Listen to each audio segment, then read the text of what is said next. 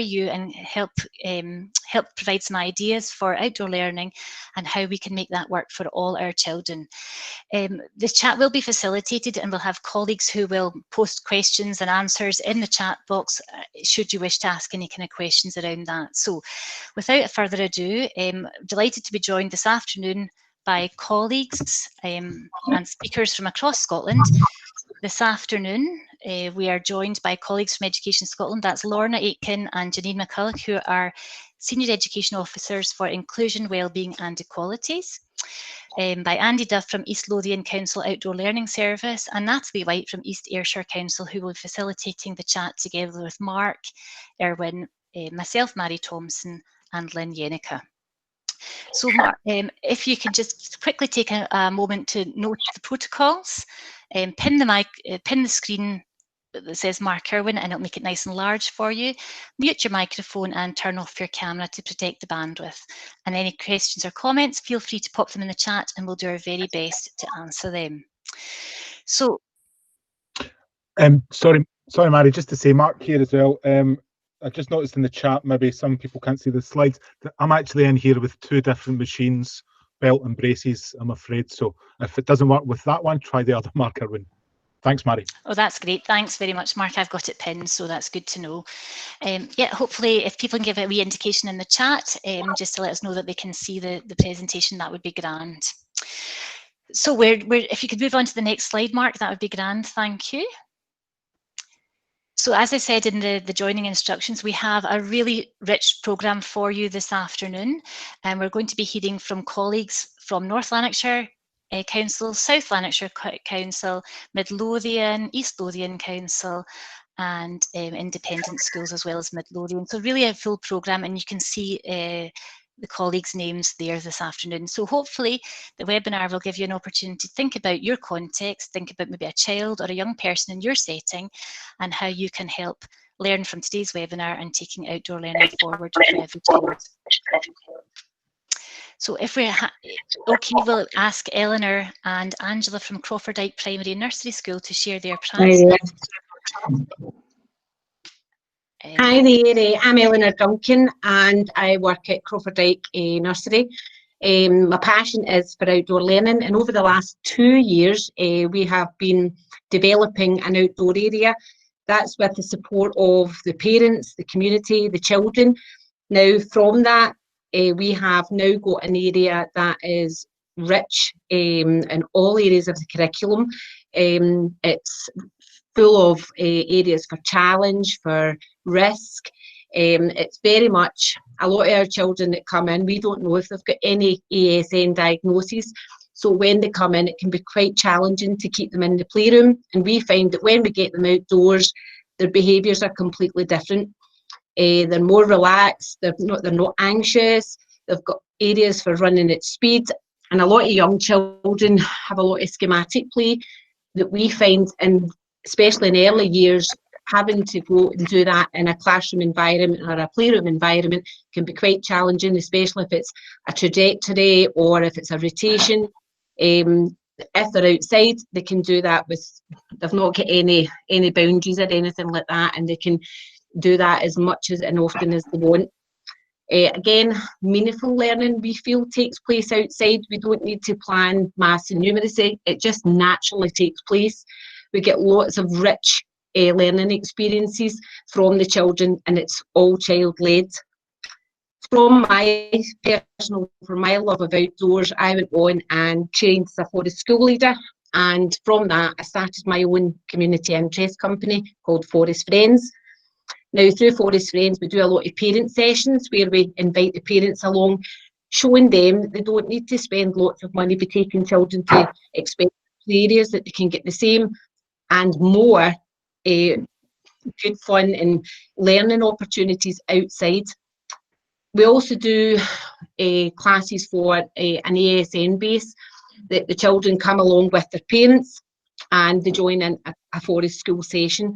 Now during these sessions we try and get the parents to take a wee step back, where they'll sit around the campfire, they'll have a cup of tea and they'll share their own experiences, and we'll let the children go and explore.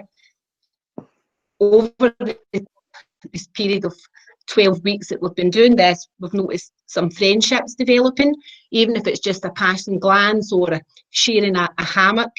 But one of the parents that my personal favourite was that one of the parents had a child that didn't communicate at all, but from being in the outdoors was just a squeal, and that was their way of communicating that they've never done before, and that was a big step.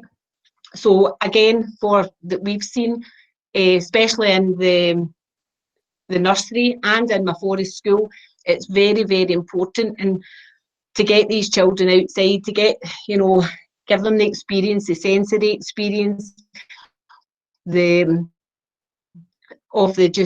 being in the outdoors, the seasons, using the different elements, the fire, the mud, the water. These are all very, very important.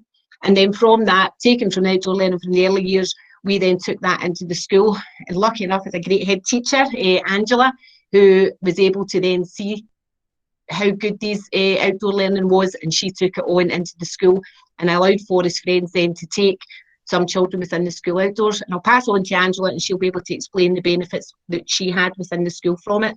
Thank you. Thanks, Eleanor. Could you move on to the next slide for me, Mark? Would that be okay? And maybe that's part of Sorry, I didn't realise. That's okay, that's okay. So we do, as Eleanor mentioned, we do a lot of outdoor learning in the school, and not just because we're being forced to at the moment, but we always have. And we are extremely lucky in our school in that when our old building was knocked down, it was, rather than being sold off the house, and it was converted into a really large outdoor learning area for us, with an outdoor classroom, a grass amphitheatre, a fire pit, big football fields, bug huts and everything. So we're really, really lucky. So we do use it as a matter of normal kind of day-to-day planning anyway. What I'm going to speak about today is a mini project we ran specifically for children who were what we call in distress. I think probably the more common name that most of us would have normally used was children who had presented with challenging behaviour. So the new terminology we're now using is about children being in distress in South Lanarkshire, because technically that's what the behaviour has shown, is that they are in some form of distress.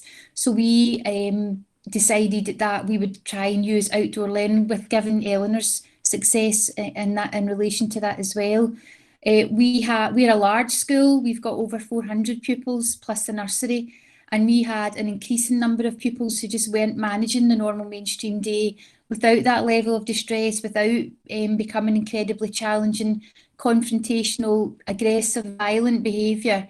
And there were concerns for the impact on other pupils. And that, of course, as a head teacher, you're taking on quite a few complaints from other parents and staff about the impact on their children. And exclusion, which is what they often called for. Let me see, I think somebody's still got their mic on, folks, would that be right? Just me? Okay. Angela, I'll just have a wee look down and I can mute people, so just bear with me, thanks. Thank you. No worries.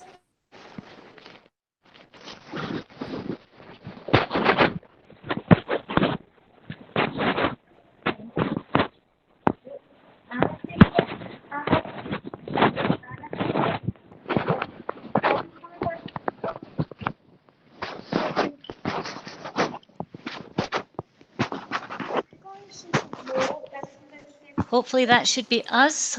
Muted a couple of people there, so sorry, Angela, thanks for bearing with us.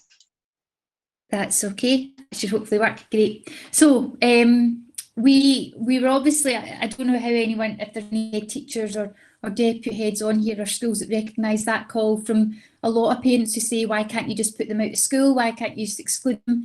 Why can't you take them out of the class? And we know that sometimes that's a short-term measure, but it's certainly not an answer to solving the problems for those wee ones who are actually in proper distress. So we wanted to try and find a way in order to meet that need. Mark, could I have the next slide, please? Thank you. So we got in partnership with a local charity called South Lanarkshire Countryside and Green Space. and they had a funding for a project called Growing Up Wild. And they've worked with a number of schools across Scotland to do this, so we were delighted that they got in touch with us as well. And they asked us to identify a group that this might work for, and it was about outdoor learning, being outdoors, and it was a 12-week project for 3 hours a week. So we thought very carefully about it. They couldn't have any more than 10 children in the group, which kind of didn't mean we couldn't include everybody. But when we were identifying, initially when we did this, we've done this twice, and initially when we did this, we included all 10 children that we thought it would work for. And that's just coming with a little bit of a health warning. Don't do that if you're going to run one of these projects, because actually putting all 10 children with all the same kind of needs in the one group, it doesn't work. So this second time around, when we actually run it, we picked a range of ages. We went from primary 3 all the way up to primary 7. The group of children who faced quite different challenges. Some were the more kind of out and out obvious challenging behaviour, loud and things. Some were just completely disengaged and their attendance was really low, and some were just really shy and quiet and had a really negative self-image. So quite a mixture. But we also picked a couple of children who were quite confident and that we felt could gel the group together. And the other thing that we found we needed to pick up on were those children who were really having difficult relationships because of their distress with not just their peers and the staff, but also their parents, and their parents were kind of reaching the end of their tether and what they were going to do next. So it was about having quite a mixture of a group in order to kind of make sure that they were able to gel together. So could I have the next slide, Mark? Thank you. So quite a few challenges. You might recognise some of these.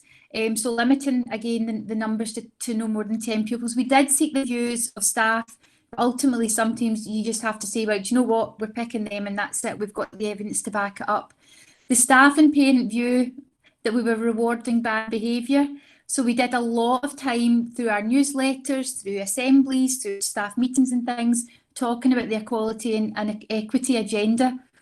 The belief that the sessions should be used to bribe children. So those children who were in that group, if they weren't good the day before, well, they shouldn't be getting to go. And that was clearly not going to work, because we actually have to justify the fact that this session is there to help them overcome these challenges, and it's not going to be an overnight fix. We have to give it time.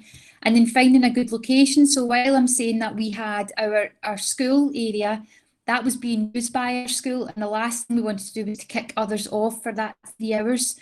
We do have a lovely site behind our school called Jock's Burn, which would have been ideal, but unfortunately it's kind of victim of local teenagers and it wasn't deemed safe. So we actually found a local pond just a couple of miles up the road, and that was just about using our PEF money to fund a bus and to get the children there. Okay, next one, Mark, thanks. So just some of the benefits if you're thinking about doing a session like this. I think Eleanor's talked about some of the activities you can do. So pupils definitely develop confidence and resilience. They really learn to problem solve, and things they were frightened to do before, they weren't so frightened to do by the end of the 12 weeks. They did learn to work together to make things happen, whether it was about building up a swing or building a shelter or finding things within the woodland. And they learned to listen to others. We never had any issues with children following rules or running away, because they knew in the outdoor area it was really important, and they appreciated the fact that they were there. They got a sense of achievement and pride because they were learning something new, even if it was something small. They were getting to feel that sense of achievement and pride that they often didn't feel in a classroom, because along with the challenging behaviour and the distress, this was affecting their learning, and that really impacted on their self-esteem as well. The staff were really inspired, so we've now got 4 staff who are trained in forest schools, which is great. The pupils had something to talk to about their peers. They came back and they could report on what they'd done. The rest of the class were just great. Obviously, they all wanted to do it as well. We had at least 3 of the sessions where parents were invited along to spend time with their kids in a really fun and positive way. No pressures, no demands, nothing like that. And for 3 hours a week, the pupils felt that they had no demands placed on them other than just to have fun. It was just a release for them, which was superb. Could I have the next slide, Mark?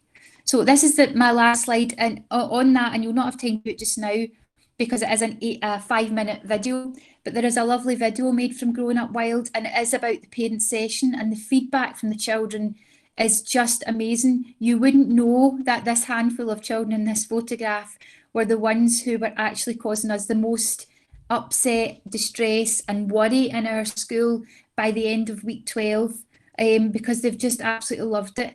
And what one of the children said, it's just there in the quote there, why, you know, he was asked, why do you love coming out to forest schools? And he said, it's more alive than school. He came alive, which was just brilliant.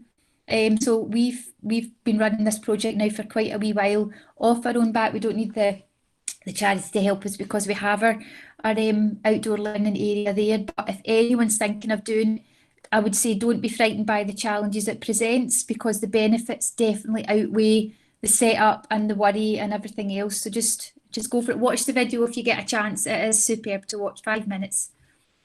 That's me. That's great. Thank you so much, Angela. And people have just commented there, just could we pop the link in the chat? So we've just done that there for you. Thank you so much to both you and to Eleanor for the challenges and the honesty that you've spoken about this afternoon from a mainstream nursery and primary school, and actually some of the benefits that you're feeling. I know, Angela, you have to dash away. I know Eleanor's maybe staying with us, but if folks have any kind of questions or comments, they can pop that in the chat pane, and hopefully people will get to that anyway in due course. So really, really grateful to you for your time this afternoon and sharing a wee bit of your journey and the benefits for your learners. We're going to move on now, Mark, and invite Ali Conker to speak, who works for East Lothian Council as part of the Learning Outdoor Support Team, the LOST team. So over to you, Ali, and thank you very much. Folks, if you've got any kind of questions or comments, feel free, or observations, feel free to pop them into the chat and we'll do our best to respond to them. Thanks, Ali. Okay, thank you. Hi, my name's Ali Conker. I work as a teacher on the Curriculum Outdoors Attainment Challenge or coach programme with the Learning Outdoor Support Team in East Ayrshire Council. So my role involves visiting schools across our authority and working with teachers to sort of build their capacity to take learning outdoors across the curriculum and across all levels, the curriculum from early, mainly through to second level. So working mostly primary schools at the minute. I have a background of working with learners who have additional support needs. So I've worked as a teacher with the National Autistic Society and in learning support bases in schools. And with Coach, I have been visiting additional support needs schools across our authority to support staff there to start taking their learning outdoors with learners who have a wide variety of needs. Including sort of learning disabilities and physical disabilities. So hopefully I can give you some advice, kind of starters for 10 on how you can get outdoors with your classes, and then what you can actually do when you are outside. So could I have the next slide, please? Thank you. So first, it's important to start to think about how you can get outdoors and to consider any barriers that might come, that might be in your way. So I've put some of those down the side there, but you might have some of your own. I've also shared a poster from our team, which suggests some small steps that you could take to sort of get yourself started, to build your confidence and build your pupils' confidence and become more comfortable in going outside. And by taking these small steps, hopefully you can start to make outdoor learning a real integrated and normal part of your practice as opposed to an add-on or an extra. So thinking about transitions and can we pop back? Sorry. So thinking about your transitions and your management. Obviously transitions can be quite difficult for learners with additional support needs, and could be a really big barrier to you getting outside. So if you look at the top right picture on this slide here, you'll see a strategy I've tried with a pupil in a local school. He was struggling to transition from the inside to the outside. So we brought parts of the inside, outside and used the tiles there. So they're just big carpet tiles for him to stand on. So we sort of jumped on them like stepping stones, and we used that as a wee bit of a scaffold. So he's now able to come outdoors without the carpet tiles most of the time, and join in with his peers. So really for transitions and things, it's all about being creative Use what already works for your transitions indoors. So use your pictures, use concrete objects, use symbols, or even come up with an object that signifies outdoor learning specifically to your class. So maybe like a puddle suit or a wellie or a puppet or something like that, that actually shows right now it is time for outdoor learning.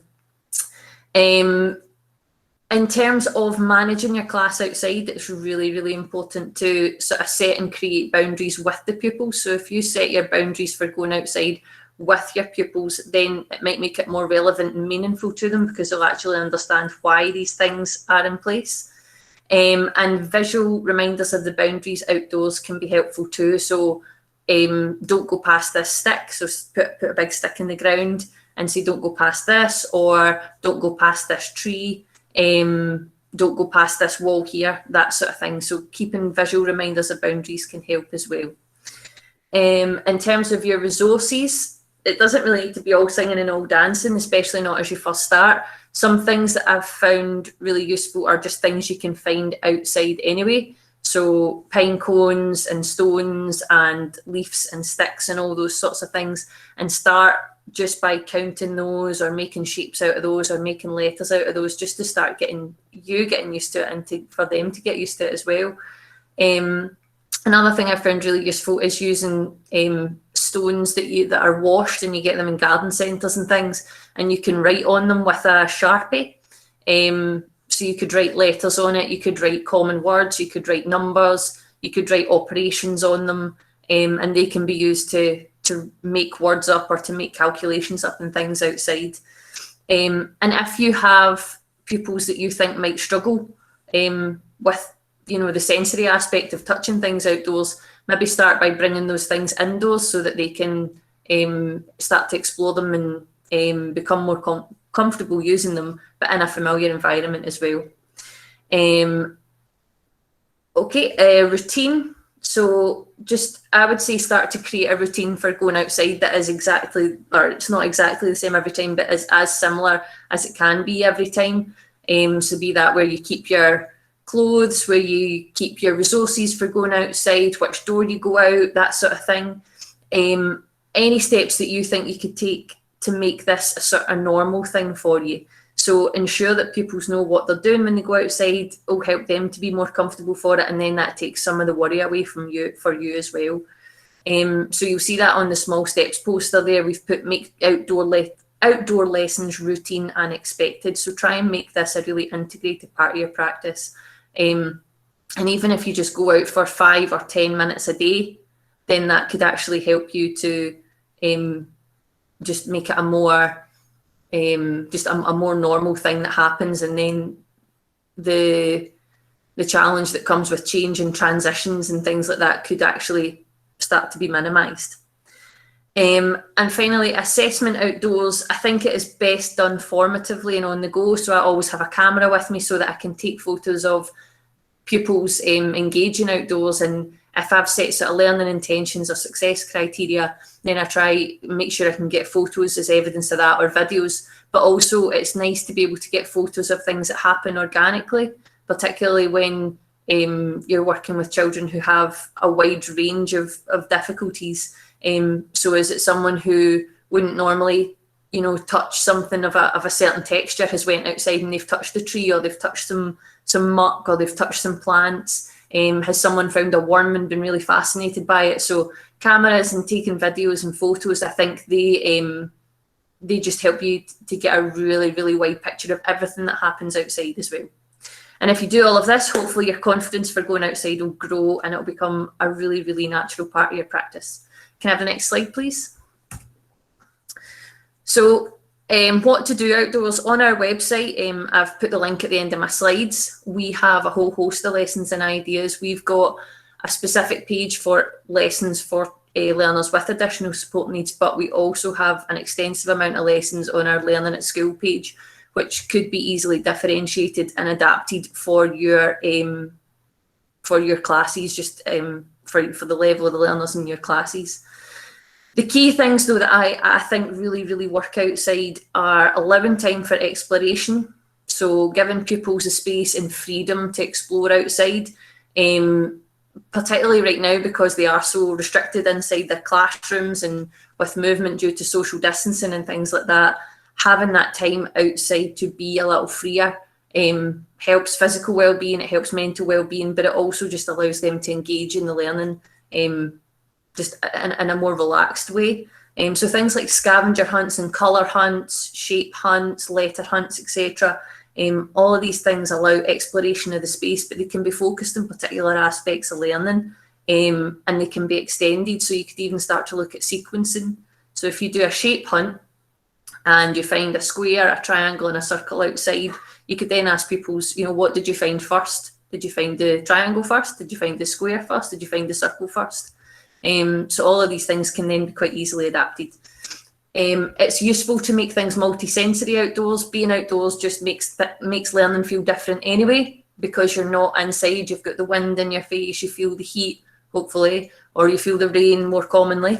So that all feels different straight away anyway. So it's a good opportunity to allow to create multi-sensory approaches. So making letters out of natural materials, like you see in the bottom right there, to make using different materials, using sticks, using mud, using their fingers, just things that are much easier and much freer to be able to do outdoors than indoors. Outdoors, you can still make, make connections to your inside learning and meet your E's and O's. It doesn't need to be an add-on or an extra. It can absolutely be integral to your classroom practice. So take what you're teaching indoors in any subject and think, how would this look outside? How would this look in a real life context? Because if you are teaching it, then it's got to be important to their development and their ability to be able to function in the outside world anyway. So think about how it might look. So it could be, again, looking for shapes. It could be making music with things that you find outside, going for a walk and making a map of your journey or listing the places that you've been, taking photos and sequencing the photos, creating pictures outside using natural materials. Use the E's and O's and the benchmarks to help you and just sort of go through them and think, how would this actually look outside? And the most important bit is playing and having fun. Being outdoors needs to be really, really good fun for you and for them, and allowing that time for free play and exploration. You'll start to see learning happening really, really naturally, and go with that. Go with what the pupils are leading you towards. Can I have the last slide, please? So there's some links there for some further information. The first link is just a link to our general Learning Outdoors Support Team webpage, where we've got research and ideas, activities, all sorts of things on there. And then the second link there is to our additional support needs page, which has lessons specifically for learners with additional support needs that I've found to have worked quite well. But we also have some sort of pictorial guides up there as well, relating to COVID at the moment as well, about the phased approaches and self-isolation and things like that. Thank you very much. That's great, Ali. Thank you so much. You've given us a wealth of ideas and practical tips and ways to sort of progress the learning for the children and with the children, so that every child can be outdoors. And thanks for sharing that with us. There aren't any kind of comments in the chat pane for you at the moment. It's really good to see people sharing links, and the Lost East Ayrshire link has been posted there for people to pick up on and run, and we'll be around to answer questions at the end of the seminar anyway. If we can move on, Mark, that would be appreciated. Thanks. Mary Higgins is going to come in and speak to us now and to share a little bit of her practice. And Mary may not mention these things, but I wanted to flag them up to you, that Mary at the work of Saltersgate Ramblers Group, featured with Claire Balding on Radio 4, and some really lovely pieces to listen to as a podcast as you may be out for a walk. So really, really nice to do that, and just to see the effect and the difference that it's made for the children, for the families across the Saltersgate community.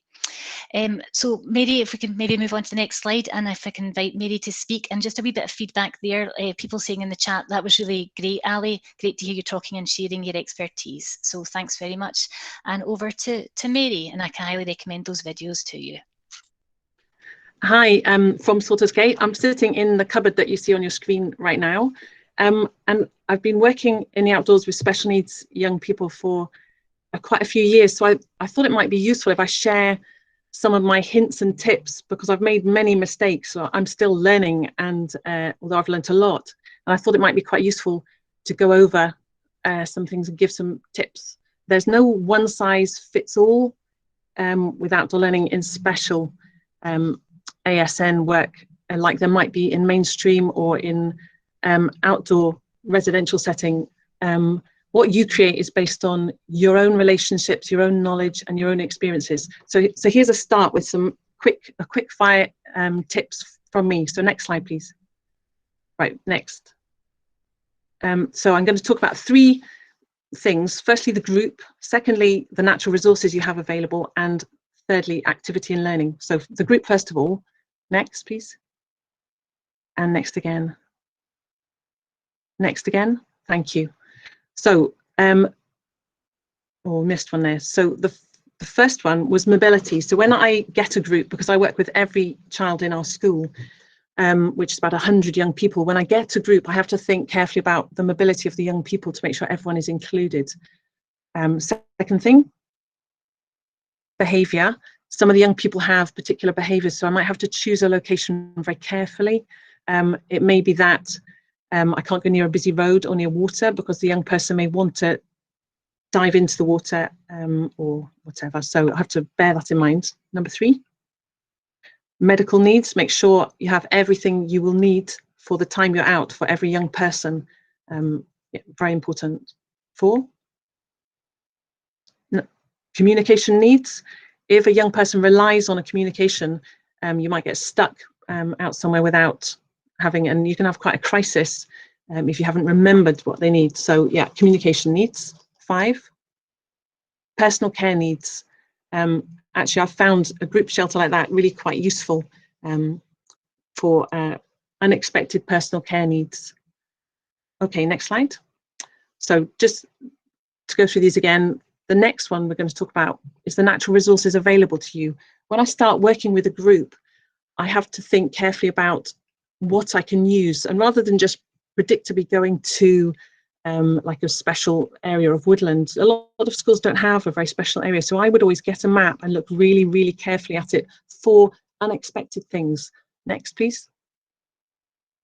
So slopes, it's a rather strange thing to say, but slopes can be really interesting and really good fun, and they don't have to be very big to be useful. Next, please. Hilltops, tiny hilltops can be very, very exciting as an achievement. So I love getting young people to the tops of hills if possible, chairs and all. Tunnels are great for wheelchair users to be an inclusive thing. Quite a lot of cycle paths have tunnels. It's worth exploring your locality for any tunnels. Tunnels and echoes are very exciting. Woodland, woods are full of obviously trees and a fantastic resource, but not everyone has a lovely woodland near them. Next, please. Beaches, again, if you're lucky, you might have a beach. We do. Puddles must be one of the best sensory experiences for young people. A lot of our young people have sensory needs, and we spend a lot of time in puddles, and I get to know places where with different weather you'll get different textures. So you might get mud, you might get water, or the last slide is ice. So when you get frozen puddles, one of the best things ever. Next, please. The other thing I'd say is use the natural resources that are delivered to your door. So the wind is fantastic, again, a fantastic learning experience with kites, with windmills. But you can also get rain, snow. Weather is delivered direct and really good fun. Sorry, next one's fine. Another thing I like to consider with our young people, many of whom never get the chance to have a bit of space. So when I'm out with a group, I like to, within safety margins, allow them some solitude. Next, please. And their friends, a lovely resource. Okay, the last thing I wanted to talk about is what I found happened in this school, because I'm working with everyone across the school, I needed to make sure that I was recording the learning that was going on. We have a huge range of abilities and levels at which our students work. And I found that I was working on 6 main skills when I was out, which I'll show you next. The first was thinking about the season, the weather, and the clothing and equipment that a young person was experiencing and using. Second was the place that they were in and what they felt, what they knew about the place. Did they recognize it and where they were? Third thing was the journey they were making any journey from one place to another. The fourth thing was using their senses and an awareness of the environment. And the fifth thing, being with other people, which is challenging for some young people and not for others, but it's an important part of being outside.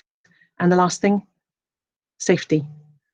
So I had these 6 themes that I found I was working on with all of the young people, and I decided to put them into a template that I could record all of the 100 students. So I wrote it out roughly with the 6 templates down the left-hand side, and on the top, along the top, I had a range of levels from just experiential to first or second level. And the next slide, if you go through a couple of slides, and the next one. So that's the, yeah, and the next one. I typed it up a bit more tidily. And then I would put a young person into this template on where they were currently working. I put statements in it that I felt were appropriate to my context. So for example, at an early level, the season weather, I can go outside and experience the different weather. And if a young person managed that, then the box would go green and they would be working on the next level. And a sense of place goes from experiencing different places to actually demonstrate a journey in a place. So I've used this template for our students from P1 to S6 to actually make sure I progress their learning, because over the years I have the students again and again, so I take them to a different context, and it gives the learning a breadth, a depth and a progression, which has been quite successful for us. And next slide. That's another student working at a higher level, and they're recording. And next slide. That's it. I was trying to do a whistle stop tour for you. Thank you. Great, thanks.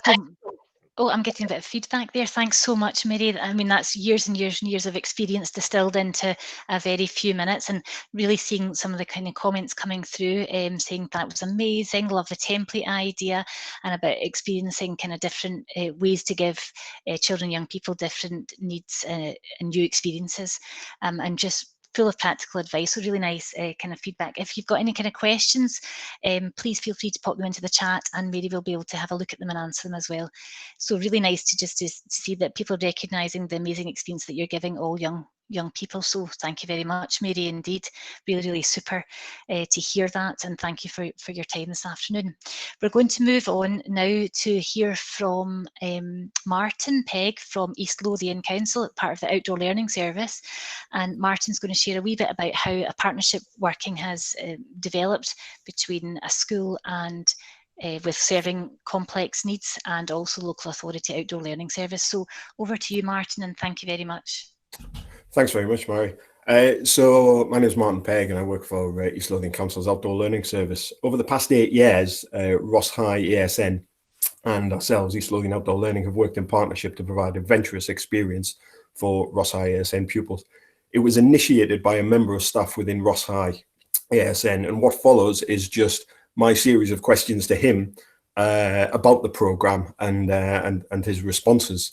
The programme is now run and continues to run with a very limited input from ourselves, from the Outdoor Learning Service, and has expanded from adventurous activity from canoeing to include now hill walking and climbing.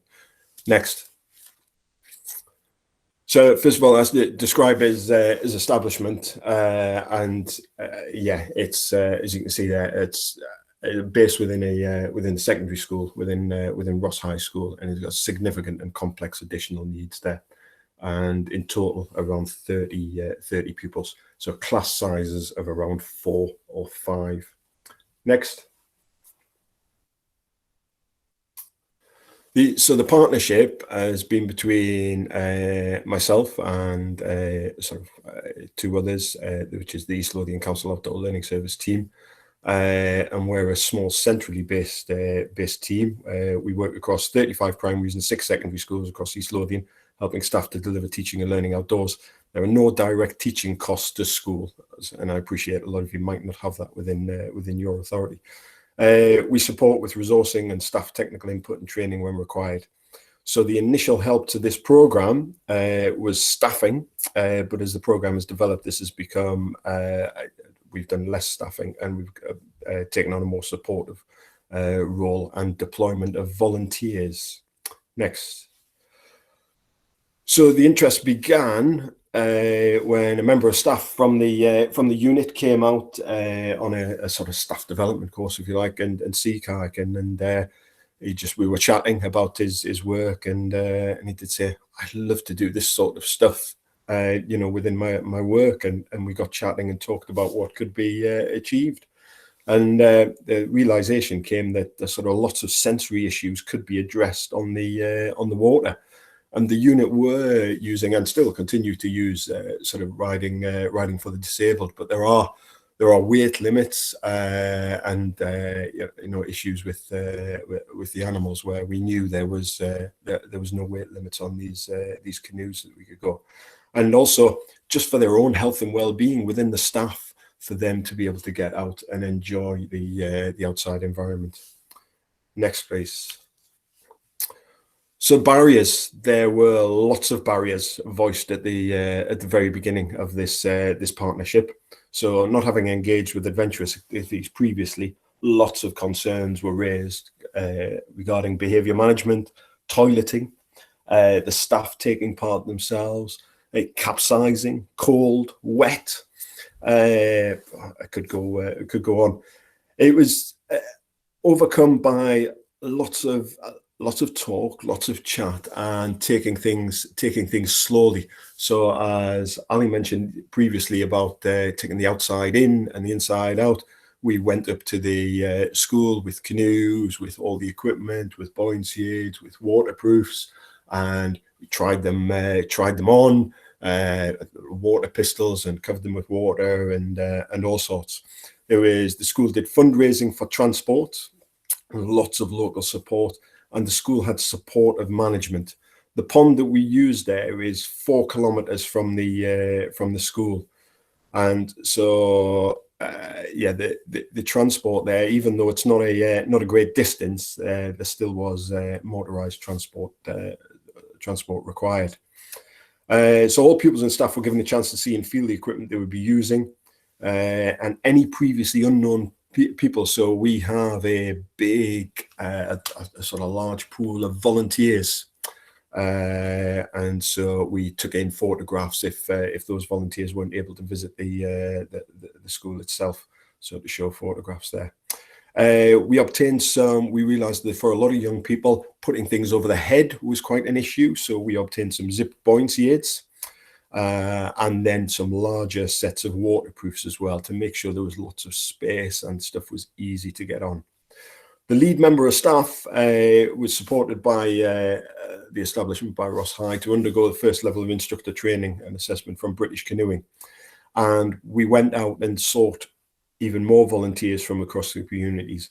These volunteers included a local councillor, a member of a local canoe club, and sort of previous volunteers with outdoor learning.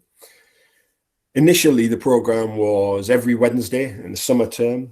The transport was very flexible, so the transport that we managed to get meant that if young people need to be transported straight back, that could be done with ease. And many of the staff brought down their sort of own vehicles and all sorts. And we did have enough staff, so that worked really well with getting the volunteers in there. Everything was begun very slowly.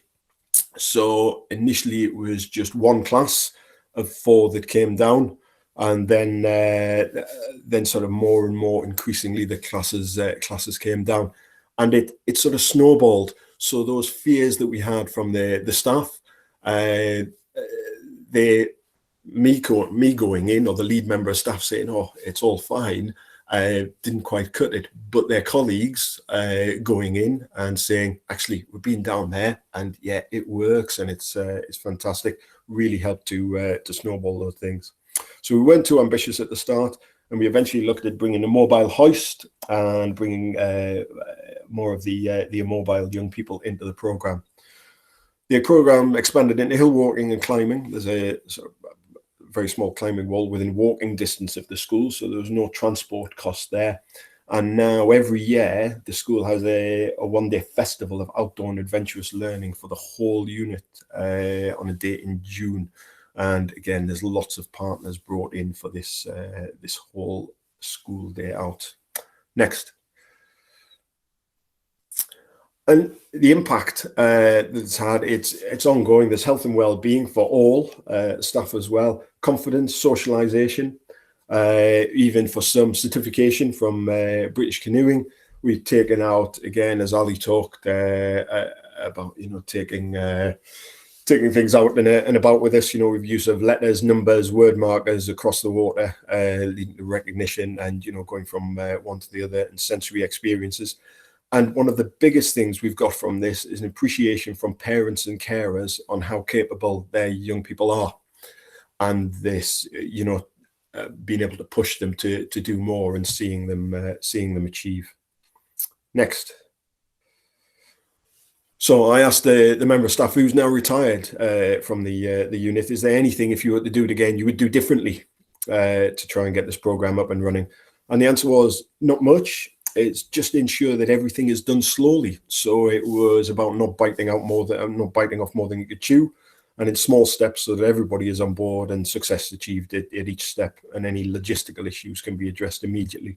And the volunteer base has been developed in tandem with the increase in the size of the program. Next.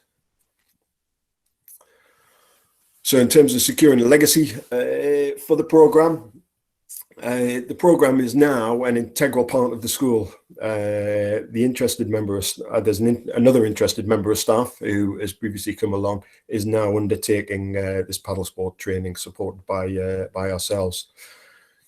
There is a local company now that has resource support from the council's outdoor learning service, and they draw down one council funding to deliver adventurous activities for ASN pupils and their families out with the curricular time.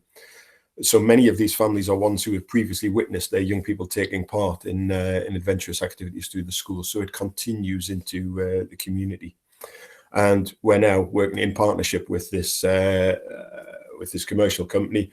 We're now using these sessions to develop even more volunteers, and many of the parents and carers are now coming along to the sessions and being much more confident themselves in taking their young people out and about. So we're now trying to, with the success of the secondary program, we're now currently trying to develop a similar program with the primary hub, and again, taking it all very slowly and bit by bit, and trying to develop that volunteer base across there. Thank you very much.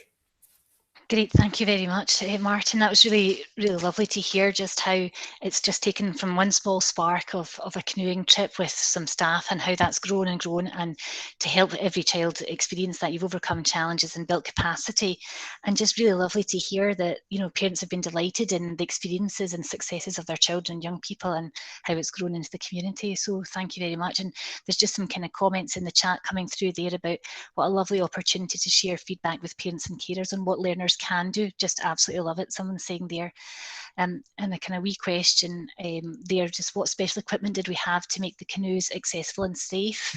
A wee comment there for Andy's, maybe a question for you, Martin.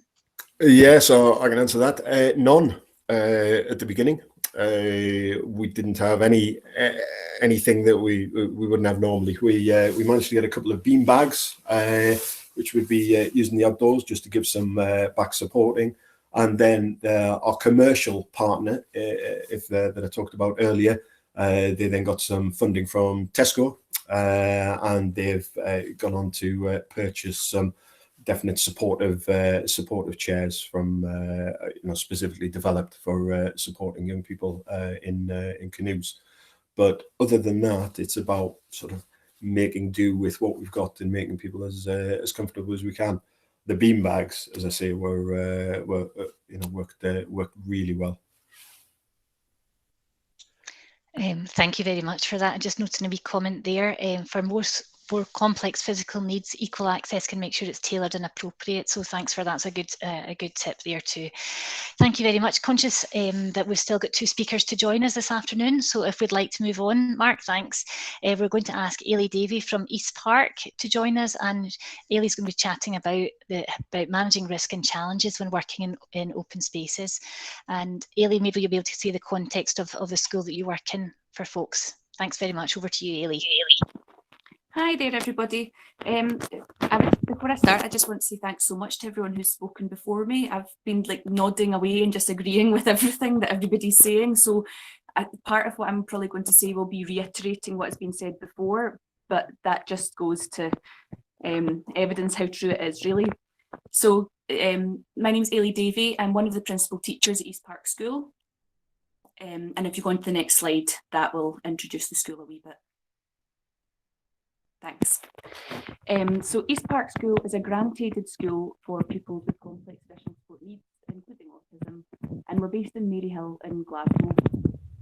All of our pupils require significant support to stay safe and to achieve to their full capacity, and as such they are supported either 1-to-1 or 2-to-1, both in the school or out. So I fully appreciate we're in a very privileged position, especially when we're talking about going out into the community. We have residential provision too, but I'm speaking as a teacher on behalf of what we do in the school. I'm not speaking on behalf of the residential side. Okay, thank you. So where does our outdoor learning take place? In the school grounds, we have a kind of a playground, and then we also have a sensory garden where we do planting and growing. We also have a couple of chickens which we care for, so we do a lot of outdoor learning just within our grounds. Maryhill is an urban area in Glasgow, but we're very lucky to be within walking distance of several local outdoor areas. So we have a canal right at our back, and I was really nodding along there because we do kayaking with our pupils on the canal. So we use that area. We have local parks within walking distance, so we use those. We have forest school sessions run by a forest school leader, which is within the woodlands of a local park. And then we also have a lovely, lovely area within walking distance called the Children's Wood, which is a local community wild space. So we utilise all of them. And what I would say is that some of our pupils really struggle accessing the community safely, even with these really high levels of support. So in those instances, the school grounds are what we use, and that's absolutely fine. So talking about risk assessing, this is the scariest bit of it. This is why people are put off from going out and learning outdoors. But all but 2 of our pupils have accessed our forest school programme. Now that's actually, I realise, not absolutely true, because we've had a few new pupils join us this session, but they will get the opportunity to use it, to access it. And one of our pupils doesn't go purely because it's really not their cup of tea. But there's only one pupil who risk assessed and just said, no, we're not going to do this. And we do support people who have really quite out there behaviours, who really need intensive support. So I think if we can do it, you can do it too. During all of our forest school and children's wood sessions since 2018, there have only been 5 incidents of distressed behaviour. And in comparison to our weekly incident report numbers, the significance of this really can't be underestimated. Our pupils are calmer when they're outdoors participating in these activities. I'm echoing what other people have said here, but being outdoors is good for their mental health. It's good physically because they have space, their sensory needs are being met, they have a chance to meet all those proprioceptive and vestibular needs that being pent up in a classroom just doesn't address for them. Next slide, please. So how we manage risk. We obviously have risk assessments in place, and then once on site, the staff are always dynamically risk assessing. Importantly, as people said before, we use familiar visuals that the pupils understand and rely on in school and trust in school. We take those very same visuals out into the community, out for the school. Examples of that would be maybe sequence strips, now and next, maybe safety instructions using visuals. In for the school sessions, the for the school leader sets up just red kind of ribbons around the area, just so there's a marker of where the boundary is. Although it's not quite visuals, we use things like a song signifier at the start and end of sessions, so people have a very clear understanding of, you know, what's expected of them when it starts, when it's finished. The relationships with staff can't be underestimated, the importance of that. And we would always timetable outdoor learning, initially anyway, so that our young people are being supported by those with the most strong, secure attachments. And then as people's confidence builds, when we're taking out these people, these young people who might be seen as having quite challenging behaviour, as their colleagues see that they're having such lovely, successful times out, then other staff members will have more confidence in taking them out too. What I would also say is how we manage risk is that we give these motivating risk-taking activities, we offer them, we allow our pupils, we encourage our pupils to start fires, we encourage them to use tools, we encourage them to climb trees, to take part in water sports, to go camping, because if you go to the next slide, thanks. What we have just found from our evidence, from our experiences, that when we give our pupils the opportunity to take part in these risky activities, they're much less likely to seek it in other dangerous, less appropriate ways. So as you can see, there's an example of some of the visuals we might take out when we're doing some outdoor activities. There's a lovely tree house down in one of the areas we use at the Children's Wood. And there's one of our pupils using some tools before he roasts some marshmallows. We've never had any accidents with any of our young people using tools. We've never had anyone hurt themselves hammering their fingers or, you know, using nails or anything like that. We've never had a single accident in that way. Okay, next slide, please. Challenges to overcome. So staffing numbers, I fully appreciate, as I said before, we are very well staffed and we're very lucky. But what I would say is if you don't have enough staff to feel confident going out far away, use your school grounds initially, and then you can see kind of what is a legitimate risk and you can have a think about it that way. But what I would say is probably was harder for us to overcome at first was staff enthusiasm. And that's hard because often, you know, if it's raining, staff are saying, nope, we're not going outside, it's too cold, it's too wet. What I would say is if you can have if there's one person in the staff team who's championing it and who's so enthusiastic about it, that'll spread. Like Martin said, it'll snowball because it's infectious. When we went camping the first time, well, we've only been once, but when we went camping last time, we struggled to get people to volunteer to join us, and we did manage. We got enough people. But now that we've done it, there is a list as long as your arm of people who want to come because they saw the photos of how great it was. And now when we're planning for the next time, we will have a queue of people to come and join us. And staff enthusiasm absolutely links with staff confidence. As you see your colleagues doing it and having fun and you see the young people having such a good time, staff enthusiasm and confidence will build. The weather, unfortunately, we can't do anything about, but as you can see from both these photos, it really doesn't stop us. It's all about having the right clothes. A lot of our pupils actually much prefer it when it's wet and there's puddles to when it's dry and it's sunny. And again, it's about getting staff on board with that, just making sure that staff and the young people are dressed appropriately. We have some staff now who have bought these waterproof all-in-one zip-up suits, and it really allows them to just enjoy themselves and have fun with the pupils. And where to do it, again, some of the other presenters have spoken about this. Have a look at your map, see where's in walking distance, and if there's nowhere in walking distance, do it in your own grounds. Yeah, find an area there. All that's being used there is some puddles and a bucket to collect some drips, and that's hours of fun. Next slide, please. So thinking about what curricular areas we cover when we're learning outdoors, honestly, truly, we cover all curricular areas. In the previous slides, you'd have seen some kind of nice art activities that we've been doing over the past year. Here are some other photos of what's been going on. We've done some orienteering, which would cover numeracy, it would cover geography. We have been doing science, and these other two photos are just taking part in our school grounds. So it still allows pupils' personal interests and exploration, but it's also being staff-led, and you're ticking lots of E's and O's boxes as well. Next slide, please. And here are just a few more photos evidencing the kind of breadth that we can cover of the curriculum. So we have some technology here, some maths using real life experiences, play and exploration. And you can see there's some tool use again. Some of our young people who you wouldn't expect it are just so unbelievably dexterous when it comes to these kind of fine motor skills using these tools.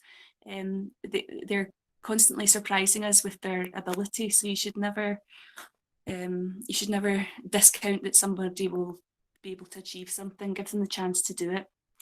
In terms of how we kind of evidence what we're doing outdoors, we participate using John Muir Awards. Lots of our pupils are achieving SQAs, Nat 1s, linked to the outdoor learning that they're doing.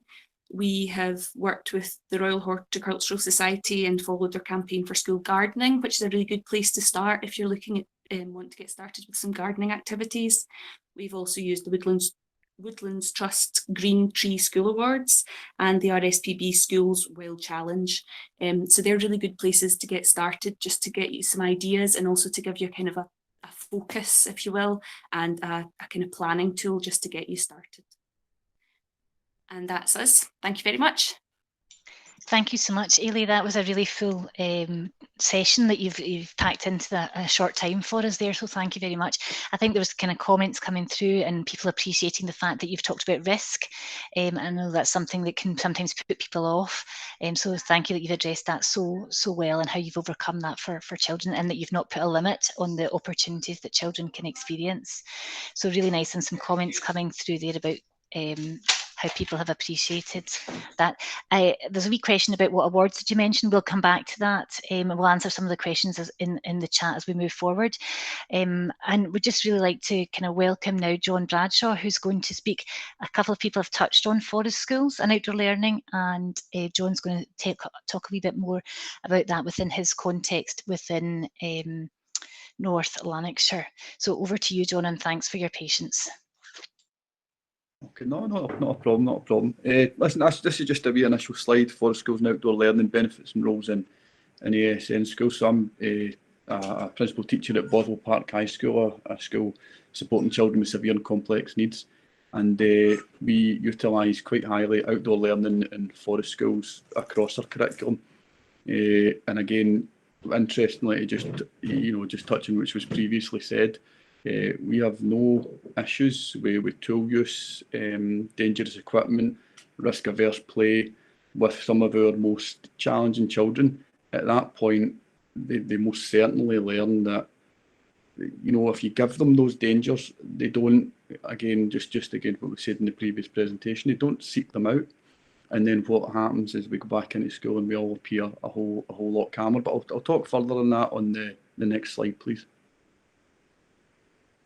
So I thought I'd better talk quickly about how we go about this and the importance of it, so we can bring everybody forward in the whole school with it, and create a whole school ethos. And I think one of the better places to start is Higgius. So we sat down, we evaluated where we were as a school, what we've got and what we've not got, what we can do and how we can go forward.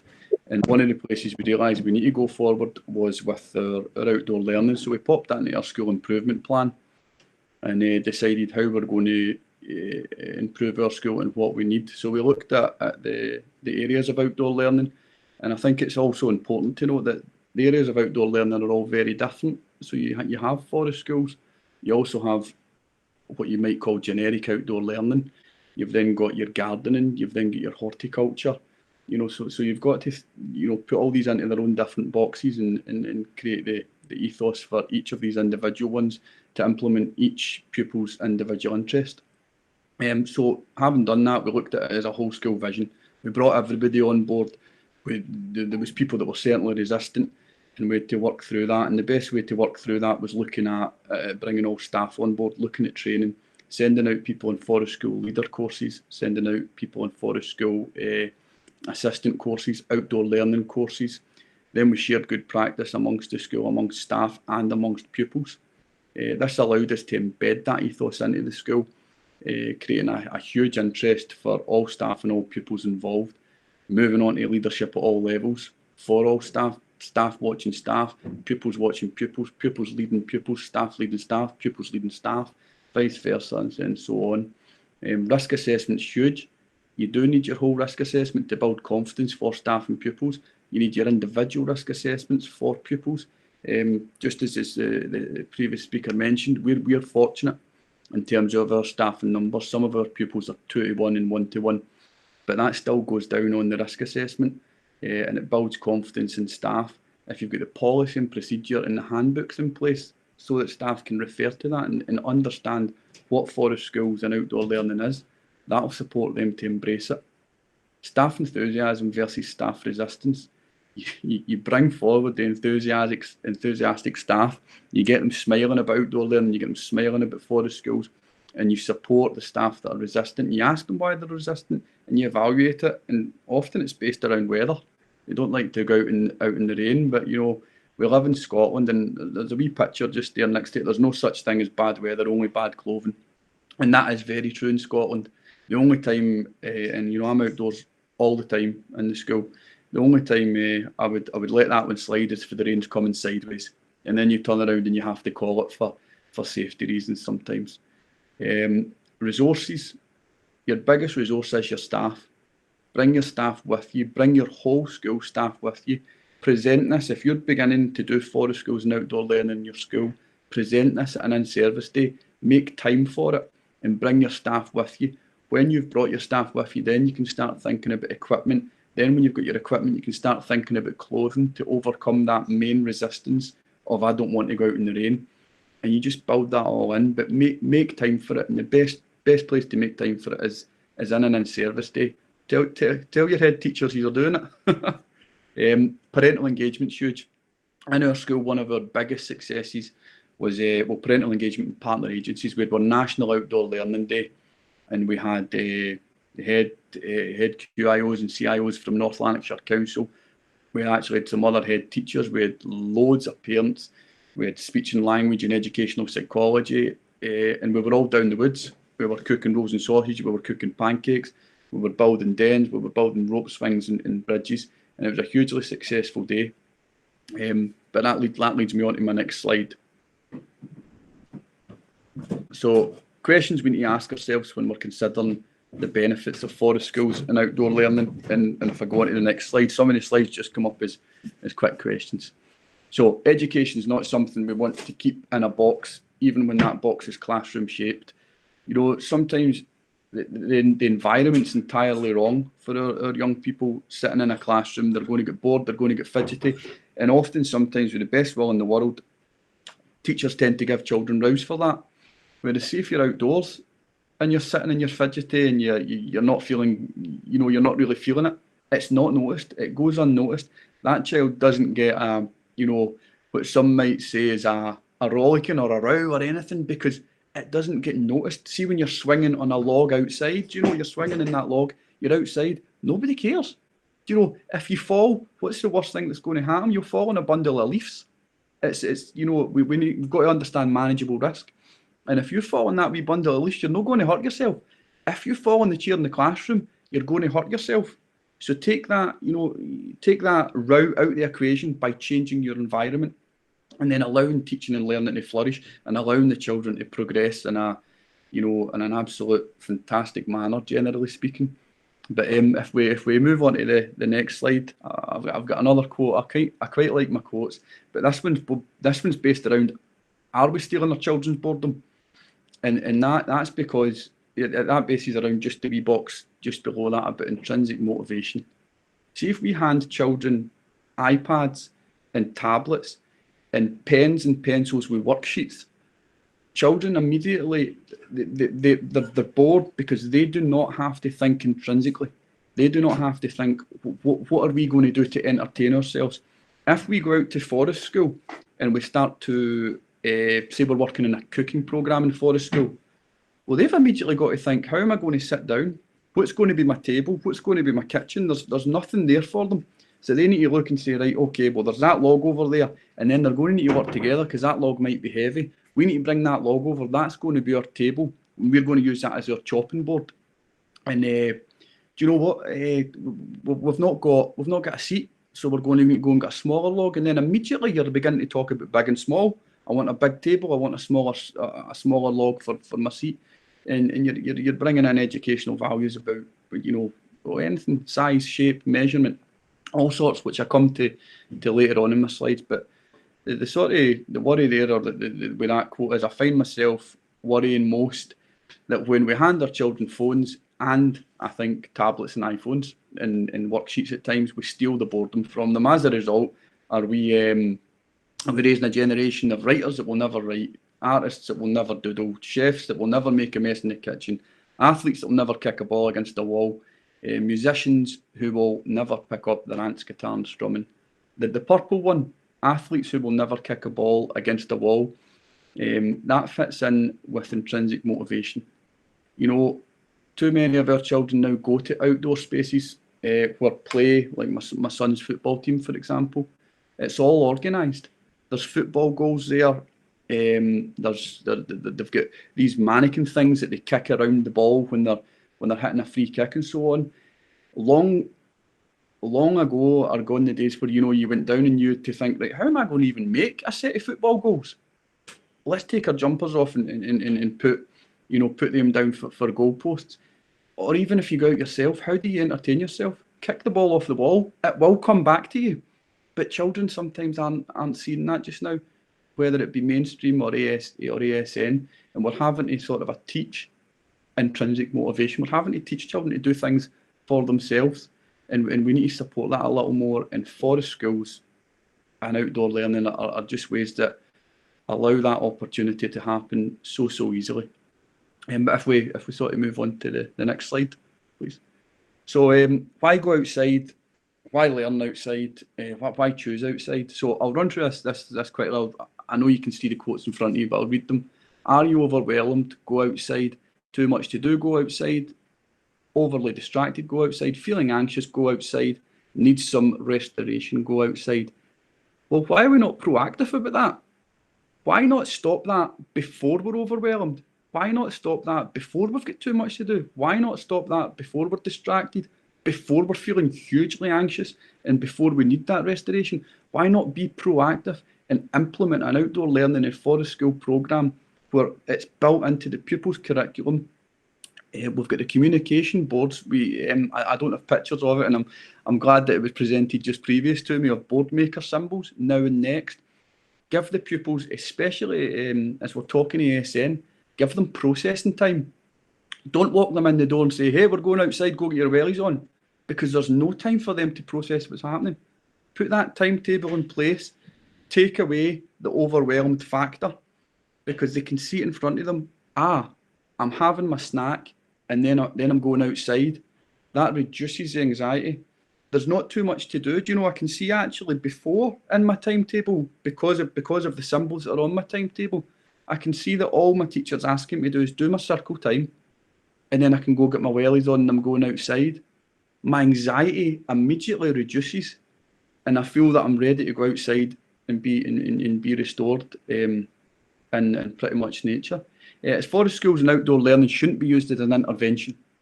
It shouldn't be, but it can be. We've used it at times when some of our young people are in crisis, and we're able to support them by, using their symbols and saying, hey, listen, there's forest schools, let's go out and light a fire. Let's go out and use a knife. Let's go out and use an axe. Now, you think that's crazy, because I've just said it's when pupils are in crisis. And then we've just spoke about going out and use, but that's because, back to what I was saying earlier, when we give them these tools, it actually takes away that sort of strange aspect of that's dangerous, I could touch somebody with that. It's actually, do you know what? I'm going to use this safely and I'm going to use it appropriately. So let's go outside and use that. And the bonus of making a fire is you're going to roast a marshmallow as well. You know, it's all the small things. We're not just making a fire just to make a fire. We're going to roast a marshmallow. And I've not seen one child yet that doesn't like a marshmallow or a s'more or a marshmallow and melted chocolate. Absolutely love it. But if we could move on to the next slide. John, can I just come in for a wee moment there? Folks, I realise we're over our time that we said we would be this afternoon. I appreciate if people have to leave, then please feel free to do that. John, we're going to carry on with you, and we're recording the session, so if anybody has to leave, then obviously we'll be able to share that presentation with folks afterwards. But just wanted to just come in and to mention that. But thanks very much, John. I'll let you carry on. No, that's no problem. No, I'll whiz through it so if anybody needs to go, they can at least catch the end of it, or if they need to go, then definitely wire in, get away. But we're talking about what benefits can forest schools have, and how can we implement that in the school. There's something that we do in our school called TCI. It's therapeutic crisis intervention, and there's a thing called setting conditions, and it's anything that's more or less likely to make a challenging behaviour occur. So how can we make a challenging behaviour less likely to occur? And the answer really is outdoor learning in forest schools, by implementing organisational culture based around that, having the ethos that we spoke about earlier from the school based around Higgius and the school improvement plan. Your whole school is driving forward as one unit. So the organisational culture in the school is all about forest schools is absolutely the best thing. Outdoor learning is the best thing because it is. Get the environment right. The environment in the forest school and outdoor learning setting is fantastic for children. They can have space to go away and do their own thing, which fits in on the right hand side of that slide with the positive behaviour support techniques. That's proximity. Sometimes we're too much up in the face of children in the classroom, whereas in the forest and in outdoor learning, there's loads of space they can have. We can use redirection out there, and the children can have time away out there, but still be involved. That's how we keep forest schools and outdoor learning programme related as well. We have the symbols that we need, and then we build the relationships out there. Relationships are key. If we get relationships right with our young people, and it was mentioned before as well, you'll build the relationship with your key worker to start with, and then when everybody's more confident, you build the relationship with others, and then all of a sudden you've got a group that's, you know, putting up hammocks and cooking 3-course meals outside and just thoroughly enjoying themselves. It's always worth thinking about the behaviour functions of young people as well. And for every behaviour that there is a function, there's a big phrase that goes about in education just now called all behaviour is communication, and I'm sure you've all heard of it.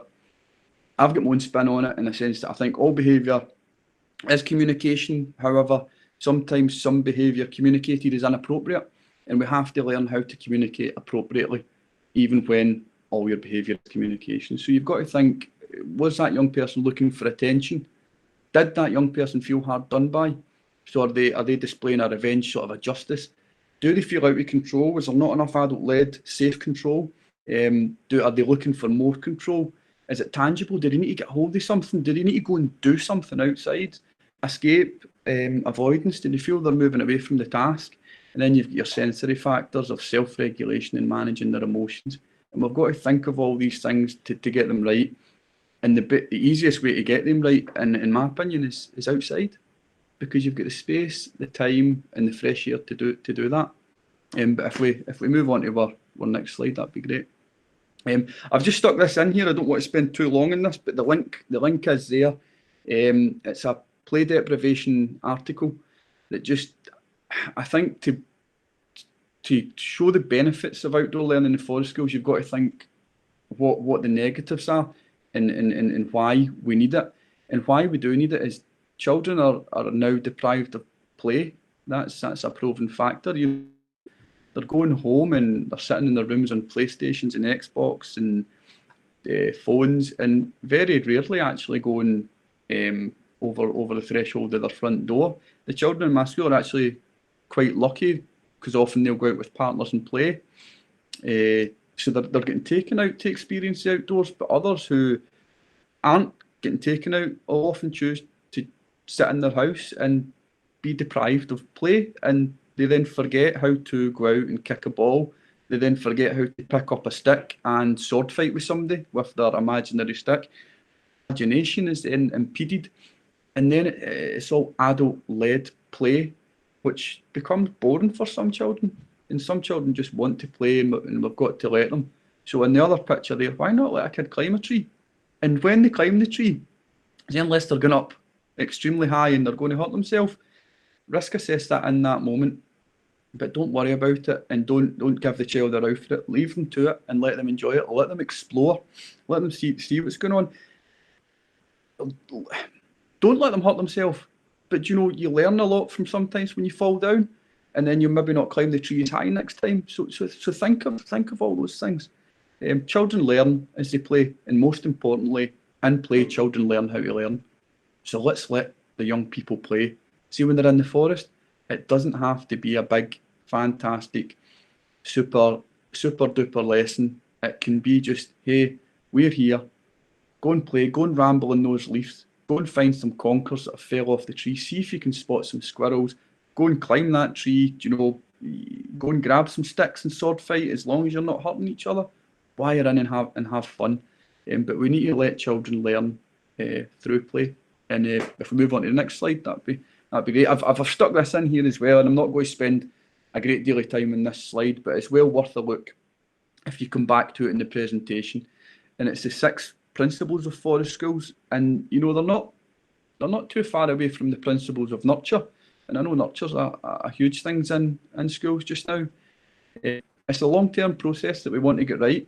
The session should be in a woodland in a natural environment, and that's why it's important that we differentiate between forest schools and outdoor learning and horticulture and gardening. We want to keep that environment natural.